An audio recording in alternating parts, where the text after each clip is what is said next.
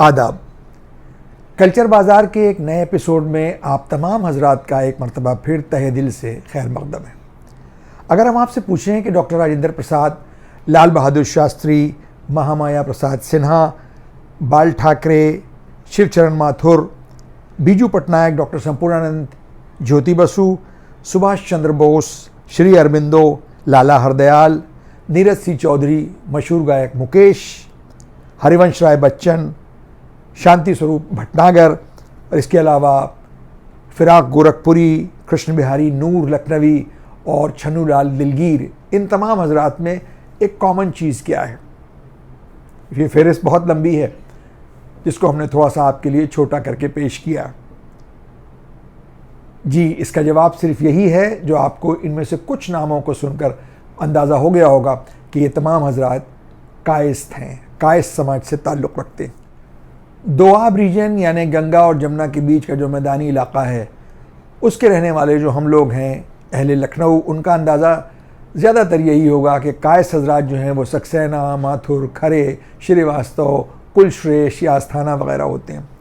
लेकिन इस फहरिस्त को सुनकर आपको अंदाज़ा हुआ होगा कि पूरे हिंदुस्तान में खुसूसन बंगाल, उड़ीसा, साउथ में भी बहुत से मकामात हैं जहाँ पर अलग अलग टाइटल्स से जो है वो कायस्थ लोग जाने जाते हैं, और महाराष्ट्र में तो इनका बहुत ज़्यादा दबदबा रहा है और आज भी है, इल्मी और सियासी जो सरगर्मियाँ हैं उसमें।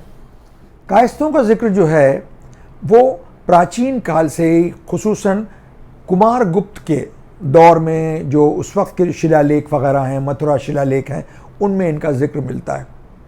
और इनका जिक्र मिलता है इस तरह से कि अश्व घास कायस्थ, अश्व माने घोड़ा, और उनकी जो घास होती थी उसके जो रखवाले होते थे, उसके जो सप्लायर्स होते थे, उनको कायस्थ कहते थे, एक ओहदा होता था। अब जैसा कि आज के दौर में ये है कि जो हथियार होते हैं, जंगी तोपें हैं, बख्तरबंद गाड़ियाँ हैं, तमाम चीज़ें हैं, वो डीजल और पेट्रोल से चलती हैं। उस दौर में घोड़ा जंग का हथियार हुआ करता था, तो उसके लिए सबसे ज़्यादा जो इम्पोर्टेंट चीज़ थी वो उसका खाना था घास।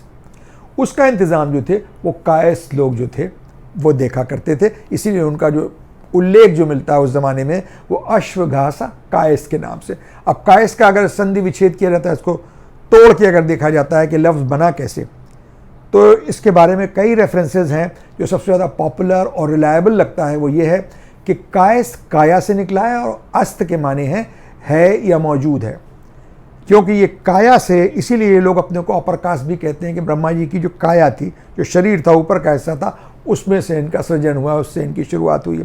और ये एक ओहदेदार हुआ करते थे मुख्तलिफ दौरों में, तो लिहाजा इसके बाद ये कायस्थ कहलाए। काया वाले लोग जो ख़ास ओहदों पर फायज थे, ख़ास ओहदों पर रहते थे, तो वो कायस्थ हो गए।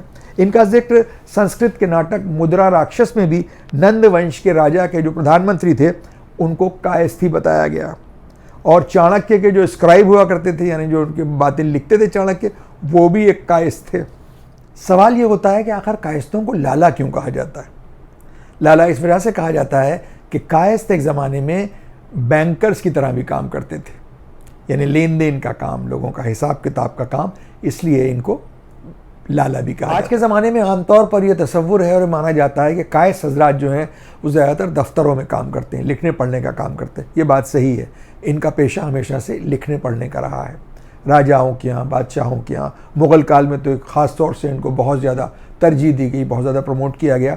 ये मुग़ल काल में ही नहीं शुरू हुआ है, बल्कि जब बुद्धिज़्म का जो उदय हुआ है हिंदुस्तान में, तो बुद्धिज़्म ब्राह्मणों के ख़िलाफ़, वो ब्राह्मणिज़्म के ख़िलाफ़ एक आंदोलन सा था, तो लिहाजा ब्राह्मणों को हटाकर एक नई जो कम्युनिटी थी उसको प्रमोट किया गया लिखने पढ़ने के काम में, जो सेकुलर एजुकेशन में निपुण थे, धार्मिक एजुकेशन के अलावा भी, और वो थे कायस्थ। और वही परंपरा चली मुग़लों के ज़माने में भी। इनको बहुत ज़्यादा कायस्थों को ख़ास ओहदों पर, खुसूसन लिखने पढ़ने के काम पर और दीवान आला वग़ैरह, यानी जो रेवेन्यू से रिलेटेड काम थे, और कहते हैं कि टोडरमल जो थे वो भी कायस्थ हुआ करते थे। 18वीं शताब्दी और 19वीं शताब्दी में जो अंग्रेज़ों के जो रिकॉर्ड्स मिलते हैं उसमें उससे बात मालूम होती है कि बंगाल में जितनी कोयले की या और भी नेचुरल रिसोर्सेज की खदानें थीं, बड़े बड़े उद्योग थे, बड़े बड़े बिजनेसेस थे, वो सब कायस्थों के पास थे। और जागीरदार भी सबसे ज़्यादा कायस्थ हुआ करते थे। एक ज़माने में तो अब जो ईस्ट बंगाल है उसमें कायस्तों का बहुत ज़्यादा वर्चस्व और ज़ोर ज़ोरा था। सारी जागीरदारियाँ ज़मींदारियाँ कायस्तों के पास थीं। चौधरी, घोष, बोस, ये सब हजरात उसमें हुआ करते थे। वहाँ बंगाल में एक कायस्तों के लिए एक अलग का टाइटल है दास। इससे इनकी जात के बारे में कुछ और भी बातें मालूम होती हैं। दास इनको इसलिए कहा गया था क्योंकि इन लोगों ने दासियों से और शूद्र औरतों से बहुत से कायस्तों ने शादियां भी की थी, तो उनके जो बच्चे हुए उनको दास कहा जाने लगा। वो एक इनका टाइटल सा बन गया। इस पर बहुत बहस हुई है कायस्तों को लेकर कि आखिर ये ब्राह्मण हैं कि क्षत्रिय हैं कि शूद्र हैं, ये हैं क्या।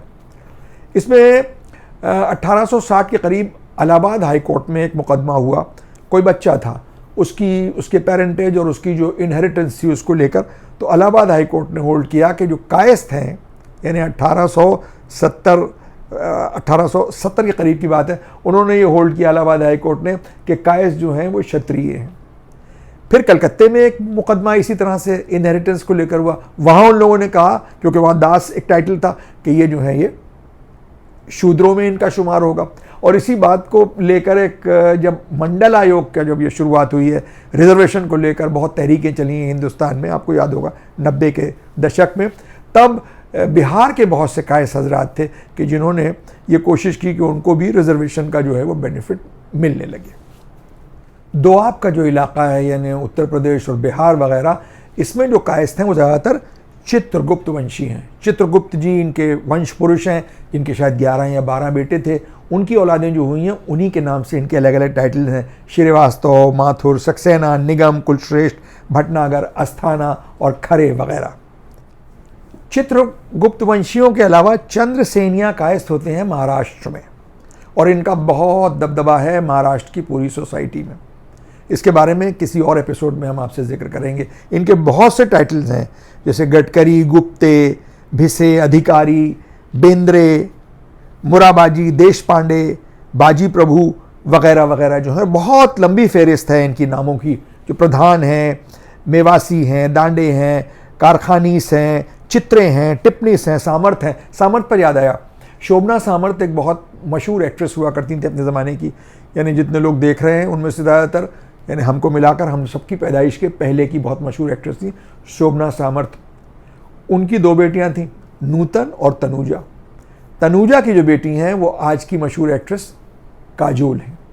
तो काजोल की नानी जो है वो कायस्थ हैं। सामर्थ एक मशहूर कायस्थों का टाइटल है महाराष्ट्र में। इसी तरह से मशहूर थिएटर की एक पर्सनैलिटी विजया मेहता, वो भी कायस्थ थी। और chief of army staff general वैद्या जो थे वो भी कायस्थ थे। वैद्या भी कायस्थों का ही टाइटल होता है महाराष्ट्र में। बंगाल में घोष, बोस, मित्रा, सिल, धर, कर, दत्ता, देव, गुहा वगैरह तो कायस्थों के मशहूर टाइटल्स हैं। लेकिन इसके अलावा मुग़ल काल में जो था, कायस्थों ने बहुत से पर्शियन जो सरनेम्स थे वो अपने कामों के हिसाब से अडॉप्ट कर लिए। जैसे एक होता है रायज़ादा, फिर मलिक, इनामदार, ये सब मुग़ल दौर में इन लोगों के नाम हुए हैं। कानून गो, दफ्तरी, दौलतज़ादा, उम्मीद, गुलाब, दौलत, फ़तेह और फरहद वगैरह, ये कुछ इनके घरों में कुछ मशहूर शायर हुए होंगे उनके नाम से। जैसे लाल बहादुर शास्त्री के बेटे, शास्त्री जी की तो डिग्री थी लेकिन उनके बेटे भी अपने नाम के आगे शास्त्री लगाने लगे। तो इस तरह से जो उम्मीद कोई होंगे, बड़े शायर हुए होंगे मुग़ल दौर में, उनकी औलाद में कोई इतने मशहूर थे, उन्होंने अपना टाइटल उम्मीद कर लिया। इसी तरह से गुलाब, दौलत वगैरह वगैरह। इसी तरह से ये बात तो हमें पूरी तरह से मालूम नहीं है कि अमिताभ बच्चन और डॉक्टर हरिवंश राय बच्चन श्रीवास्तव थे या सक्सेना थे, लेकिन बच्चन उनके वालिद का टाइटल था, पेन नेम था। उस वजह से पूरे ख़ानदान का नाम ही और उनका जो सरनेम है वो बच्चन हो गया। अलग अलग इलाक़ों के कायस हजरात के बारे में आपको अगले एपिसोड में हम बताएंगे। अब आज के इस एपिसोड का वक्त यहीं पर तमाम होता है। उससे पहले लखनऊ की ज़बान के कुछ मुहावरे या कुछ ख़ास अल्फाज ऐसे हैं जो बहुत इस्तेमाल होते हैं, जो ख़ास कोलोकियल लैंग्वेज है लखनऊ की। एक है डंकारना। डंकारना कहते हैं नाराज़ होकर बहुत ज़ोर से बोलना। कहते हैं वो तो डंकार रहे थे, यानी बहुत ज़ोर से बोल रहे थे, चीख रहे थे, चिल्ला रहे थे, धमकाने वाले अंदाज में। ये जो अल्फाज अभी हमने आपके सामने दोहराए हैं, ये कोई अदबी ज़बान के नहीं हैं, बल्कि ये कोलोकियल लैंग्वेज है जो महलों में, गलियों में और दालानों में, बावर्ची खानों में आम तौर पे बोली जाती है। इसी के साथ अब आज के एपिसोड को ख़त्म करने की इजाज़त चाहते हैं। अगली मरतबा कायस्तों को जिक्र को ही लेकर आपके सामने फिर हाजिर होंगे। तब तक के लिए इजाज़त। लेकिन इजाज़त लेने से पहले वही गुजारिश कि आप हज़रात इस चैनल को देखते रहें, अपने दोस्तों से उसको शेयर भी करें। और आप तमाम हज़रात का बहुत बहुत शुक्रिया जिन्होंने हमारे इस चैनल के सब्सक्रिप्शन को 5000 से ज़्यादा तक बढ़ा दिया है। इसी तरह से उम्मीद है कि आप इसको पसंद करते रहेंगे, इसको शेयर करेंगे और अपने दोस्तों से भी कहेंगे कि आपके इस चैनल कल्चर बाज़ार को सब्सक्राइब करते रहें। अगली मरतबा आपसे फिर मुलाकात होगी। तब तक के लिए इजाज़त। खुदा हाफिज़।